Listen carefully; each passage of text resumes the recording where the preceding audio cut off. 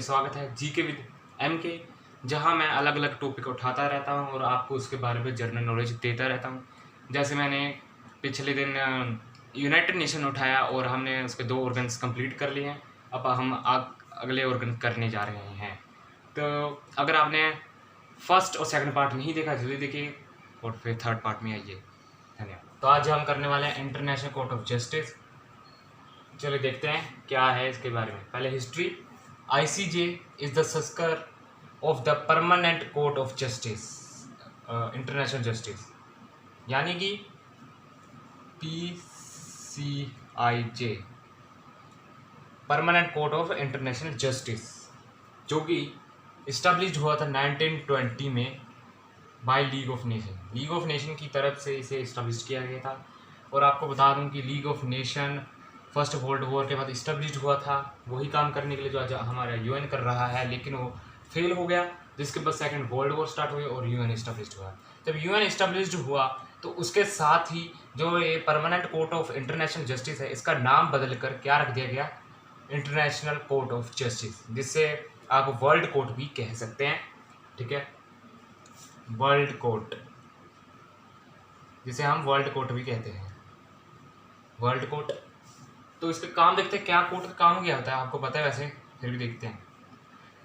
देखिए, ये dispute settle करता है, डिस्प्यूट यानी कि झगड़े, उसे निपटाता है, जो कि स्टेट्स बिटवीन होता है। यहाँ देखिए बड़ी ऐसे लगी है, यहाँ स्टेट से मतलब है कंट्रीज, देश। ठीक है, in accordance with international law, ये सबसे इंपॉर्टेंट वर्ड है। ठीक है, तो गिव्स एडवाइजरी ओपिनियन देता है और इंटरनेशनल लीगल इशू। पूरी लाइन क्या कहना चाहती है कि ये जो देशों के देशों में मतलब कि झगड़े होते हैं उसका निपटारा करता है। ठीक है, किसके अकॉर्डिंग, ये जो इंटरनेशनल लॉ है उसके अकॉर्डिंग ये जो देशों के बिटवीन झगड़े होते हैं, विवाद होते हैं, उसका निपटारा करता है और अपना एडवाइजरी ओपिनियन देता है उस इशू पर, उस केस पर, या फिर आप कह सकते हैं इंटरनेशनल लीगल इशूज़। ठीक है, तो देखते हैं कि इंटरनेशनल लॉ क्या है, जिसके अकॉर्डिंग ये अपना मतलब कि वो करता है, निपटारा करता है, यानी कि सुलझाता केस को। तो इंटरनेशनल लॉ देखिए, इंटरनेशनल लॉ एक सेट है किसका, जिसमें रूल्स हैं, नॉर्म्स हैं और स्टैंडर्ड्स हैं, generally accepted in relation between Nations. मतलब कि सीधी सिंपल बात क्या कह रहे हैं कि एक इसमें नियम आते हैं, रूल्स आते हैं, नॉर्म्स आते हैं, जो कि अप्लाई किए जाते हैं जब नेशन में डिस्प्यूट पैदा होते हैं, तो उसमें अप्लाई करके उन दोनों के जो डिस्प्यूट होते हैं उसे निपटाया जाता है। तो हिंदी में देखें तो मतलब कि मेरे कहने का मतलब है कि देश हैं, उसके बीच में मतलब कि 2 देश हैं, उसके बीच में झगड़े हो गए। ठीक है, एक किसी इशू को लेकर, ठीक है, डिस्प्यूट पैदा हो गया, विवाद हो गया, जिसे निपटाने के लिए इंटरनेशनल लॉ का इस्तेमाल किया जाता है। ठीक है, इसमें रूल्स हैं जो अप्लाई किए जाते हैं उस विवाद पर। ठीक है, तो इसके अकॉर्डिंग ये अपने डिस्प्यूट सेटल करता है, मतलब कि विवादों को निपटाता है जो स्टेट्स के बिटवीन होते हैं, स्टेट्स यानी देश या कंट्री। तो जो एडवाइजरी ओपिनियंस है देता है उस इश्यूज़ पर। एडवाइजरी ओपिनियन आप कह सकते हैं सलाहकारी राय।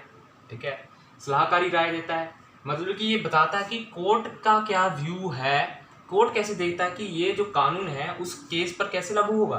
कोर्ट का व्यू बताता है कि कोर्ट कैसे देखता है कि ये जो लॉ है उस कानून पर कैसे लागू होगा, कोर्ट का व्यू बताता है। ठीक है, आगे ये 2 पॉइंट हो गए। तीसरा पॉइंट, 15 जजेस इलेक्टेड फॉर 9 ईयर्स।